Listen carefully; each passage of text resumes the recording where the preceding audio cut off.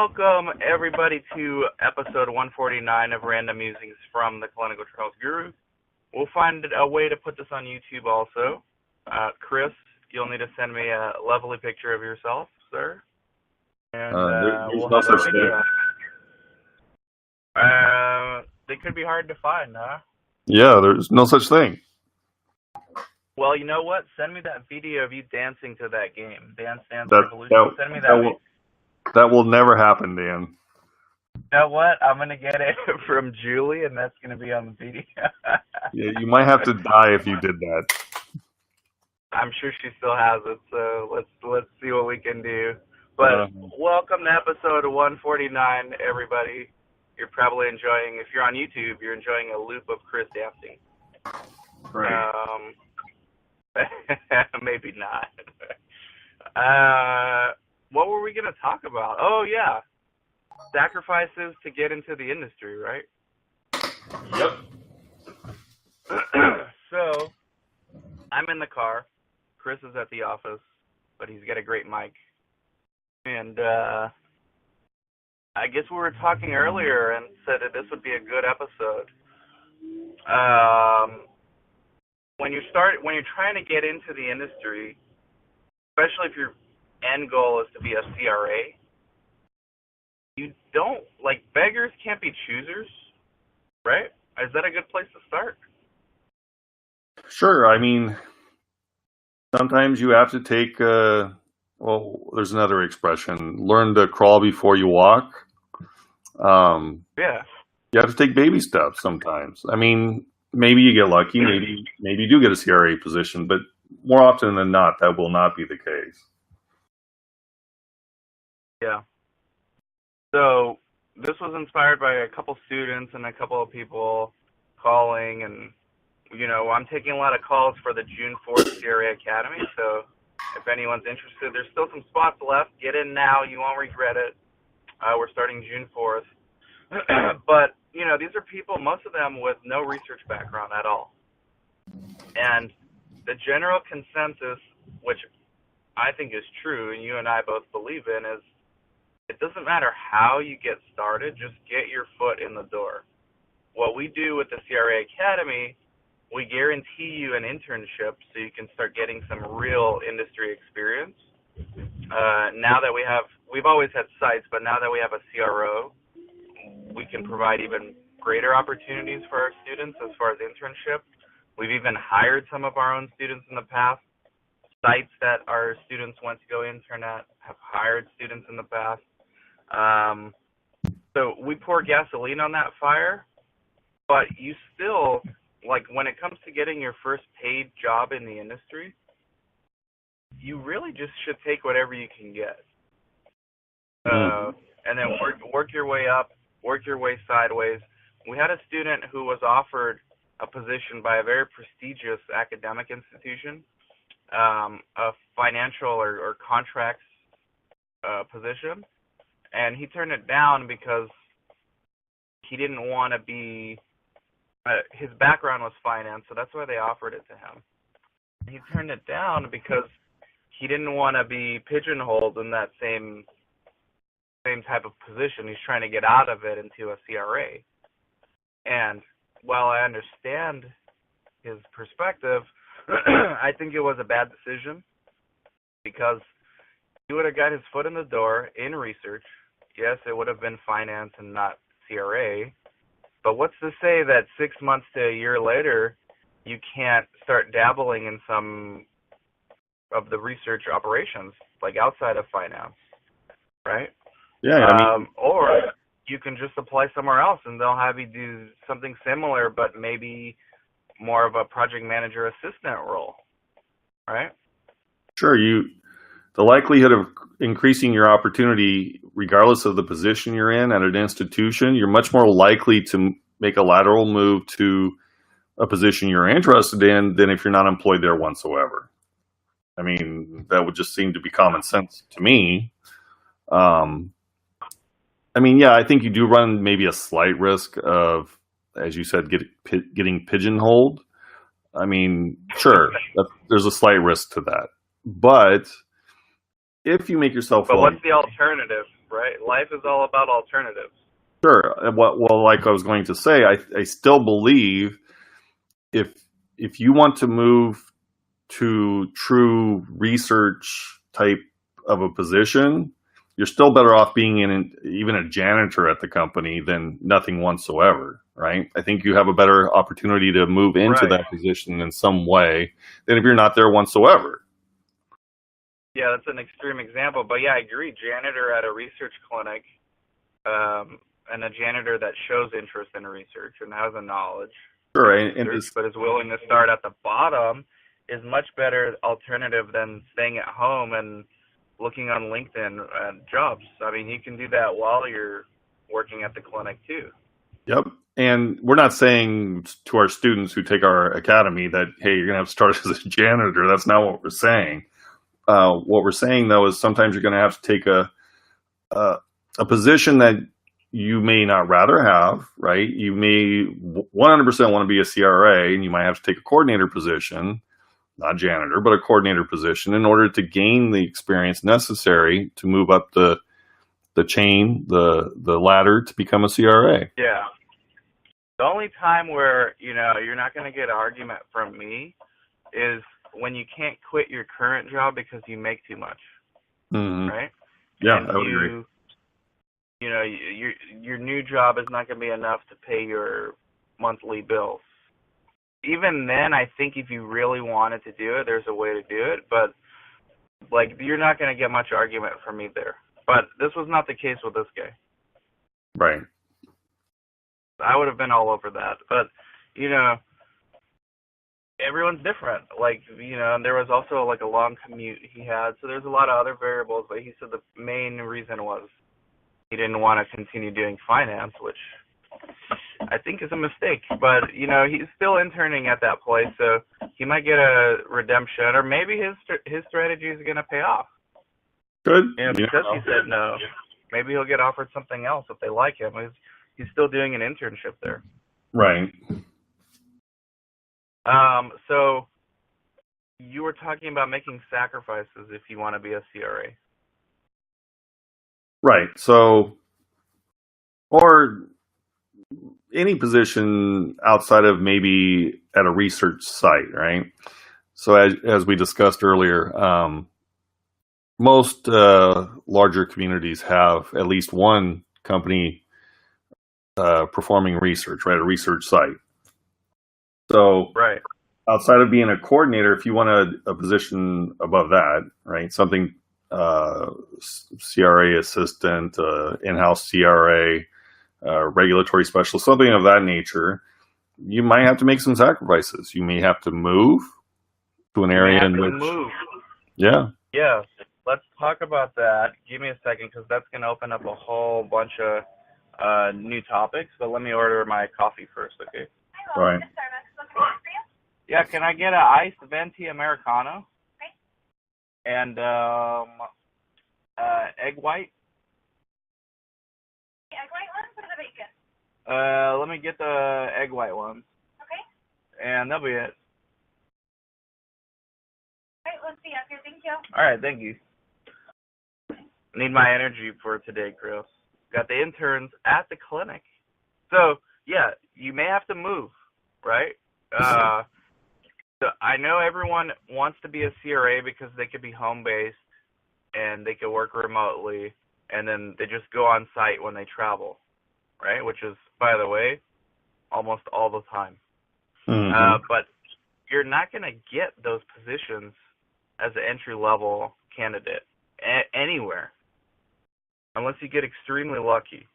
Like, that's not the norm. The norm is you go in as an in-house CRA, which means you got to show up to the office, or you go in as a study coordinator, or you go in as a research assistant. Like, all of those things require you to go in somewhere.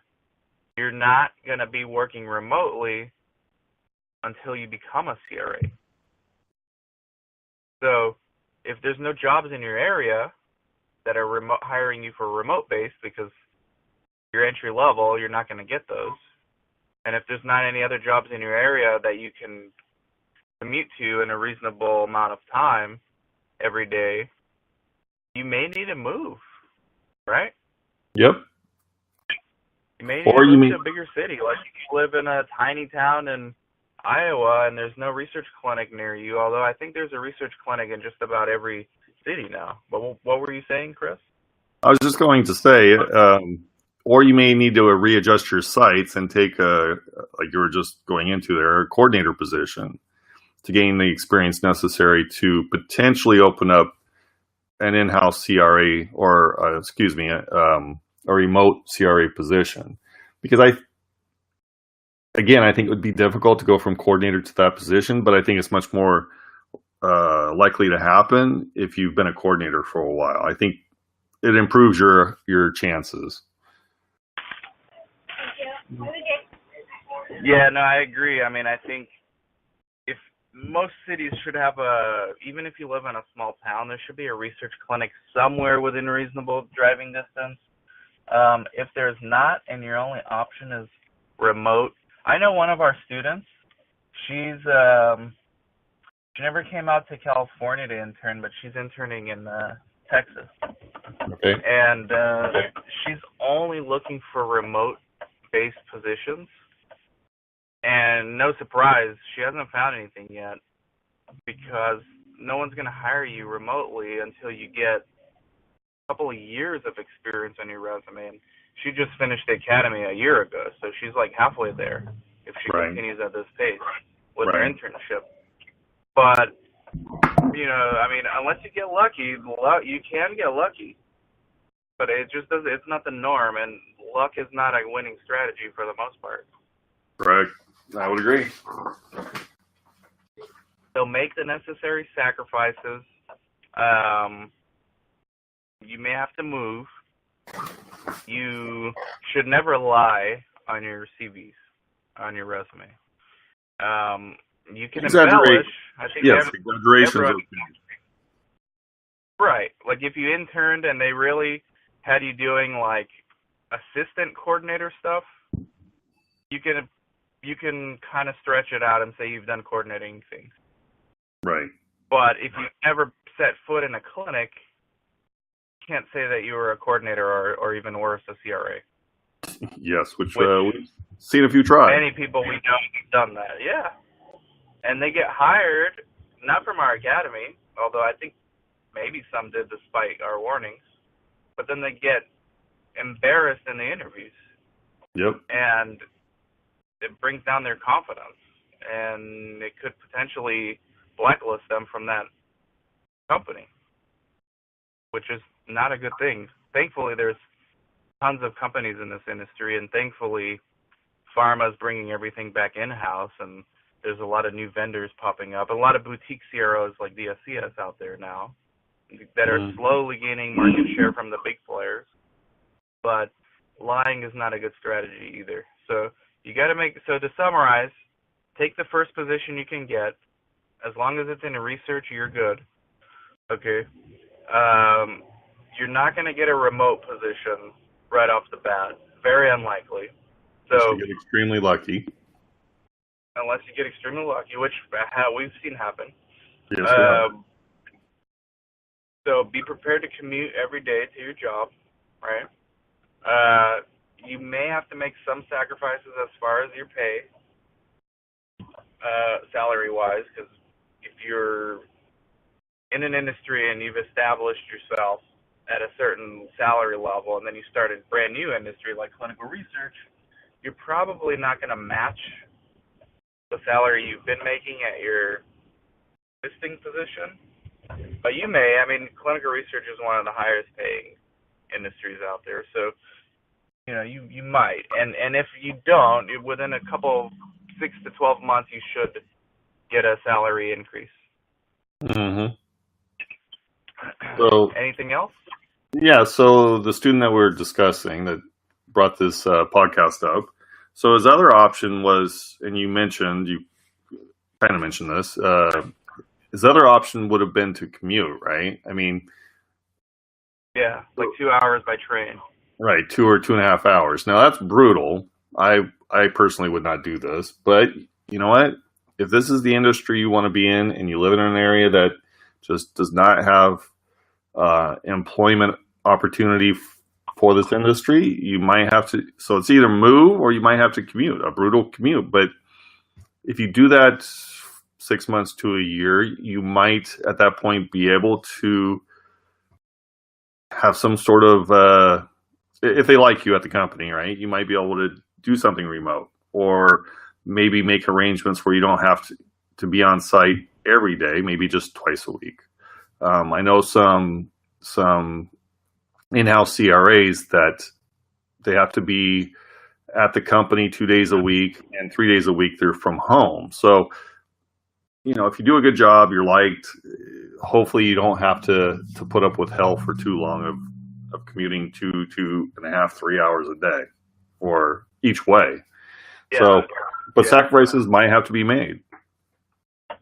But the good news is, for those sacrifices, they're just short-term sacrifices, because this industry right now, and I don't see it slowing down anytime soon, in 2018 and going forward. I think, like we were talking with our PI yesterday about the next decade, and how there's just going to be an explosion of diagnostics, devices, all kinds of these type of trials that we haven't seen in the past that are going to add to the workload in the industry. Yep.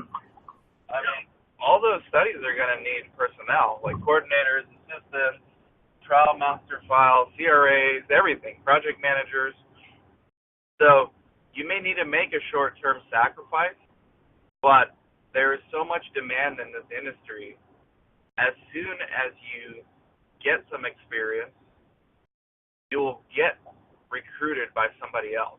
You'll get poached by another company, which is probably what you want, and then you can take that offer and renegotiate with your existing employer if you don't want to leave. Or you can just take the offer and go elsewhere if they're not listening to you at your current place of employment.